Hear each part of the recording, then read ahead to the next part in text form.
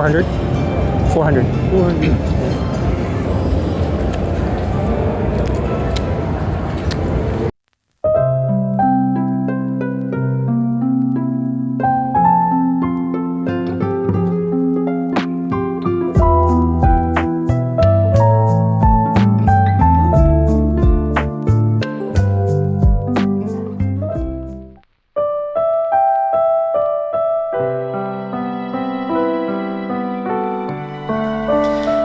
Hello, everyone.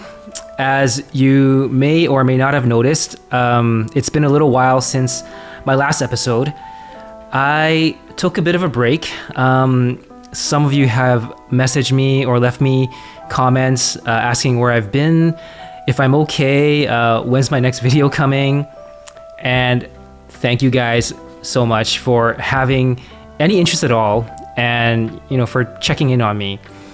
So a bunch of things happened the past month, just not related to poker. To name a few, the car I drive now, it was on the verge of breaking down, so I had to get that serviced. My best friend, who I've known since grade 2, does not live in Vancouver anymore and visited for a few days, so had a wonderful time hanging out with him. Had to get my photo taken for passport renewal. My sofa is getting really worn out, and I had to go sofa shopping. The list goes on. Nothing super exciting or spectacular, just a bunch of random life errands that grouped together. Took time away from me playing poker, or as much as I'd like to play. Took time away from me editing videos, which really is the most time-consuming part of the whole process. Yeah, a lot of respect for the content creators out there able to be consistent. Anyways, I'm really happy to be back with a new episode, and I have a few poker sessions to share, so let's just get right into it.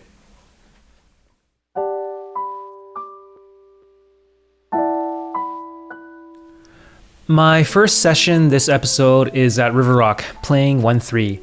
This hand, I pick up ace-9 at the cutoff. There are 2 limpers from the middle position and hijack, and I decide to raise it to $20, attacking the dead money in position. Only the hijack calls. It's heads up into a flop of deuce-4 rainbow. The villain checks.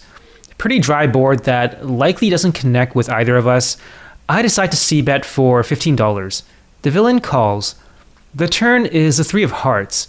The villain checks again. I still only have ace high, but I do pick up some equity with a backdoor gut shot straight draw. There is now a heart flush draw on board now as well.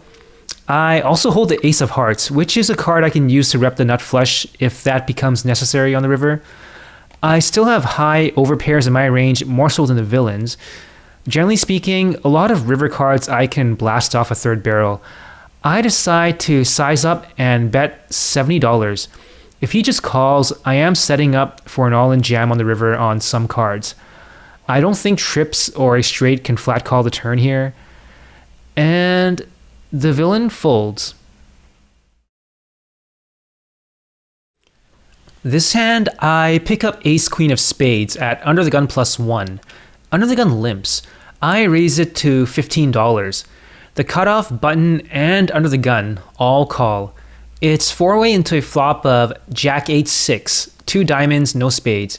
Everyone checks. The turn is the 5 of clubs. Under the gun now bets out $20. Out of position, on a board that doesn't connect with my hand or range, I make an easy fold.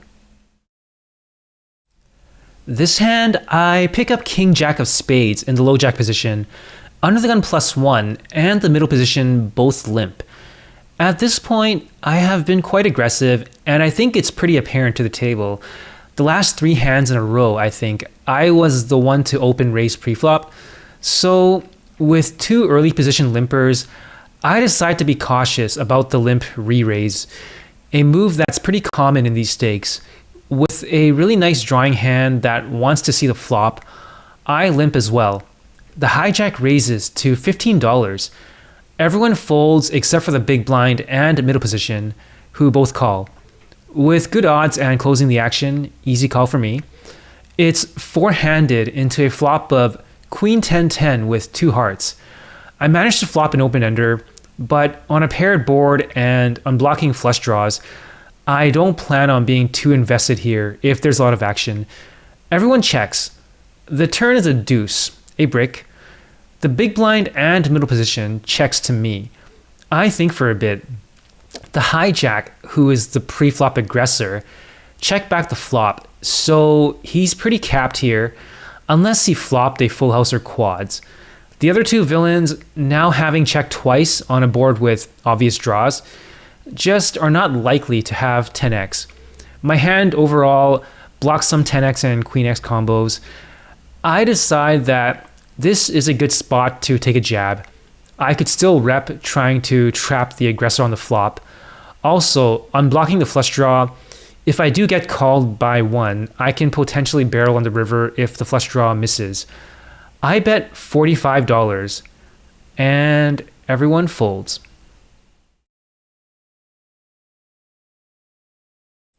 This hand, I pick up King 5 of clubs in the hijack position. Everyone folds to me, and I open to $10. The cutoff, small blind, and big blind all call. It's four-way into a flop of Jack-Jack-10 with two spades. Everyone checks. The turn is a 5 of spades. I managed to hit a pair, but it's a low one, and it also completes a flush, so I'm not going to get out of line here. Everyone checks. The river is a 4. Really good river card as it's lower than the pair I have. Everyone checks, and I am happy to go to showdown. I table my hand, and not too surprisingly, based on the action, I'm good. This hand, I pick up ace 10 of spades in the hijack position. Under the gun limps. The middle position limps. The low jack raises to $15. I decide to cold call this one, having position against the aggressor, and again being cautious of the early position limpers going for the fishy limp re-raises. The big blind, under the gun, and middle position also call. It's five-way into a flop of ace-king 6 rainbow with one spade. Everyone checks to me. Hitting top pair with a medium kicker is great, but multi-way it's not super strong. I don't think I need too much protection here. I'm blocking 10x combos which make up a bunch of the straight draws. If I bet and do get called, it's going to likely be by another ace, and it's going to be down to hoping my 10 kicker is good, which is dicey.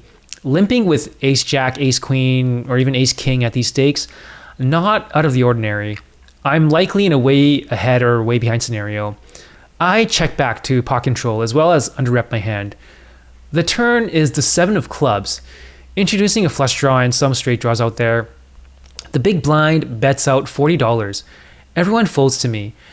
I'm actually happy that the big blind leads out here because his range is the widest compared to everyone else's. With top pair, easy call for me.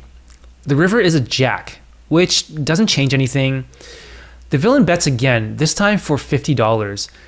This bet seems very value heavy, I think, for a bit. If the bet came from any other villain, I'd probably fold a lot, but because he is the big blind that was priced in, his range could consist of a lot of weaker ace-x hands. So my 10 is now a pretty decent kicker. My hand is also under-repped, and there are quite a few missed draws out there. I decide to make the call. I table my hand, and I take this one down, beating ace 8.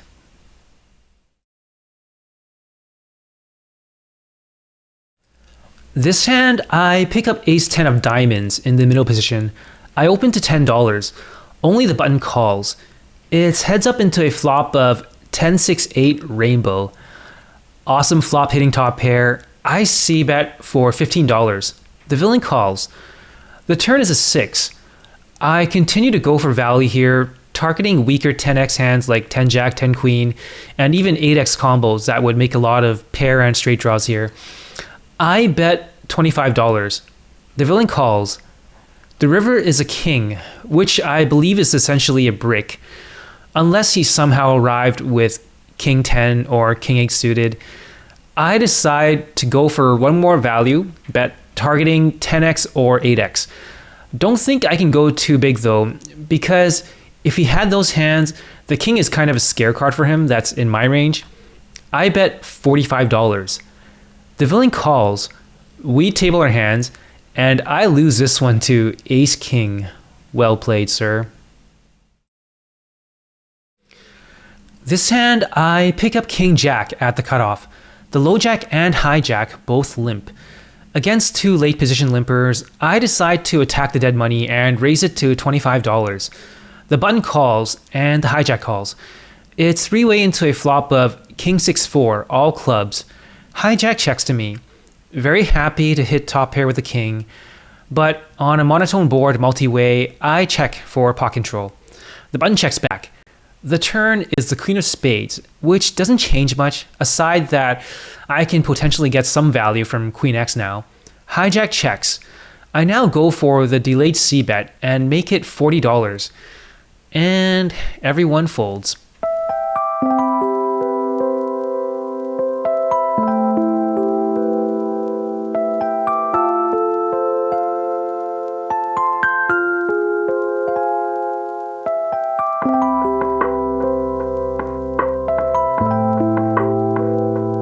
Here are the results of this pretty short session. I bought in for $500 and cashed out with $555. That is a profit of $55.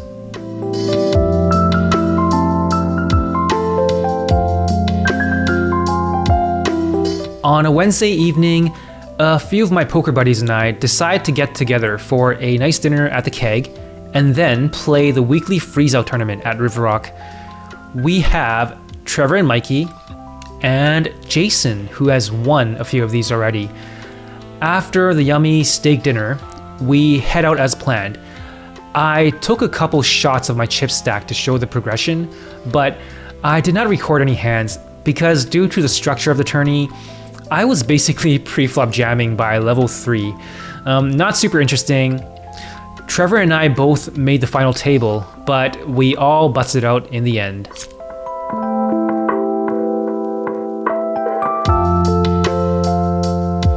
On a Sunday, I decide to get a session in at Parq Vancouver. There is a seat open at 2-5, which I happily take. As I sit down, I am told that the table has agreed on a mandatory under the gun straddle, making it a 2-5-10 game, which I am always down for. This hand, I pick up queen 10 on the button. Everyone folds to me and I open to $30. Only the straddler defends. It's heads up into a flop of queen 8-5 with 2 clubs and 1 spade. The villain checks to me. Awesome flop, hitting top pair and having suits that match. I c-bet for $25. The villain calls. The turn is an 8. The villain checks again. Not the best card, definitely a scare card for queen x, which is what I have. Checking back is fine here, I think, but it will also cap my range and also allow the villain to polarize and barrel on the river, which would be a tough spot for me when my hand blocks a lot of draws. I decide to keep the betting lead. I bet $75. I'm targeting value from weaker pocket pairs, maybe some draws like 6-7 suited or suited combos with a gut shot. My plan is really to navigate the showdown by going check-check on the river if it gets there. The villain calls. The river is a 5. Horrible card. My top pair is now counterfeit by any 8x or 5x. I can only hope it goes check-check and I beat a flush draw or a straight draw. But that is not what happens. The villain bets out $210. Don't see any bluffs in this spot. Both of our ranges are pretty wide here. I lay this one down. This hand, I pick up pocket jacks at the cutoff. Everyone folds to me and I open to $30. The button calls. The small blind 3-bet squeezes to $150. The action folds to me. At this point, I have open raised preflop quite a bit, so this is a really good spot for anyone to squeeze and play back at me, opening from a late position. Of course, I actually have a decent hand here, so I gladly defend with position against the aggressor. The button gets out of the way. It's heads up into a flop of 3-3-8 with 2 diamonds. The villain c-bets for $150. With an overpair, I'm not going anywhere quite yet. Still a lot of ace-kings that can 3-bet pre-flop, as well as weaker pockets like 9s or 10s. I call. The turn is a 9. The villain now checks. Not a great turn card, as one of the hands I could get value from is 9s, and that now beats me. But not too bad either, because I still have an overpair. As played though, I'm now putting the villain likely on ace-king or ace-queen. I bet $200. I don't go big here, because with our stack sizes, I'm committing myself to be priced in if I bet too big and he goes over the top. This way, the villain is still potentially facing another tough decision on the river should he decide to just flat call. And the villain folds. This hand, I pick up queen 5 of diamonds on the straddle or third blind. Only the middle position limps before the action folds to me. I check my option. It's heads up into a flop of queen jack 7 with 2 hearts. Nice to hit top pair, but out of position and no backdoors, I start with a check. The villain checks back. The turn is an ace. Not a good card. I check again. The villain checks back. The river is a 9. My hand is now hugely under-repped, with my position being the third blind with a wide range, and having checked all the way so far. I think a value bet could get paid off by any weaker pair. I go for a pot size bet of $25, targeting 9x, jack x, pocket, 10s, etc. The villain raises to $75. Not what I was expecting. With only second pair, no kicker, and a lot of straight possibilities on board that I unblock, I make an easy fold. This hand, I pick up king-queen in the small blind. The low jack, cutoff, and button all limp. I'm thinking right now that with 3 late position limpers and the straddle slash third blind, that's a lot of dead money that's looking pretty juicy. I'm blocking kings, queens, ace king, ace queen. I decide to raise it to $100. It's a bit of an overbet raise, but with the strength and range I'm trying to rep, I don't think anything lower out of position is going to cut it. And I'm really just hoping to take this one down pre-flop. But that is not what happens. I get one caller, which is a low jack. It's heads up into a flop of 10-9-7 with 2 spades. This is not a board that hits my range. I do happen to have a gut shot and 2 overs, which is decent equity. If I did want to rep an overpair though, checking to pot control makes sense. And I do have one spade blocker I can potentially use to rep a flush if it comes to that. I check. The villain bets $75. A small bet relative to the pot. I have enough equity to peel a turn, so I call. The turn is the magical jack. I just binked the nuts straight. Now I'm just thinking of the best way to get the most money in the pot. We're both pretty deep. I decide that check raising the turn is the best option. Even though it's going to look super strong, the villain is not likely to continue without an 8 or one of the flush draws anyways.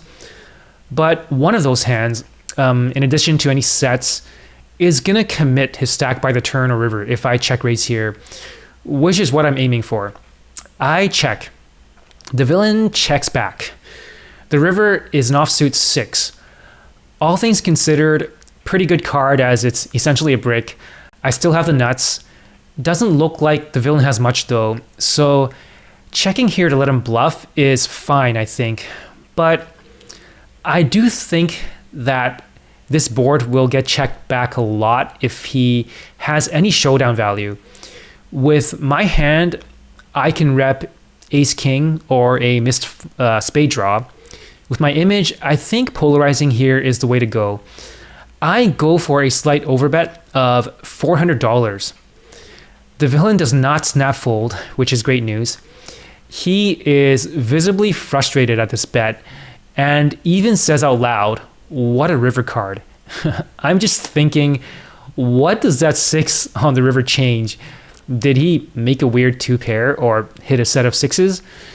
It actually doesn't matter too much because either way, he is in bluff catching mode. And of course, I hope he finds a call to catch the bluff I'm trying to rep.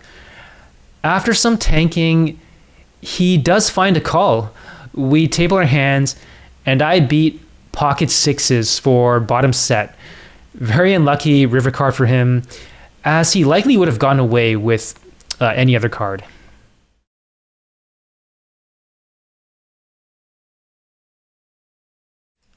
This hand, I pick up ace-6 of spades on the button. Everyone folds to me and I open to $30. Only the big blind defends. It's heads up into a flop of 10-5-3 with 1 spade. The villain checks.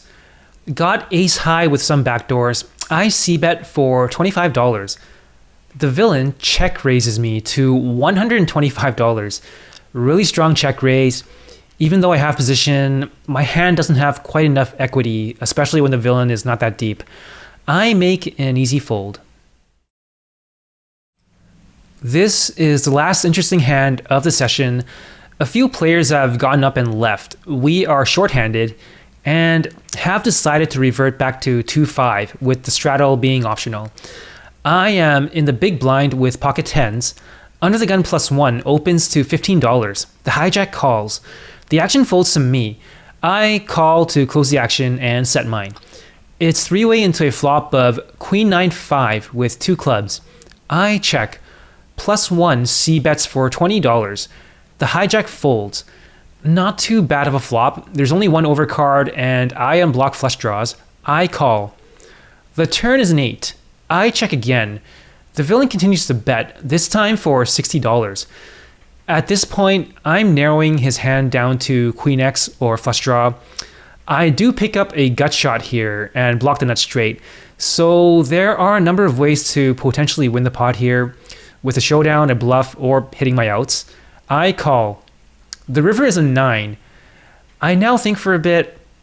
I could check and hope to beat a flush draw, but I am prone to be beat by a lot of queen X hands here if I take that line. That 9 is actually a perfect scare card for queen X. I double block 10-jack combos and 10-9 combos. I decide that this is a good spot to turn my hand into a bluff, just in case he does have queen X or even an overpair. I go for a pot size bet of $200. The villain tanks for a bit, very relieved to not get snap called. In the end, he says you win and lays it down.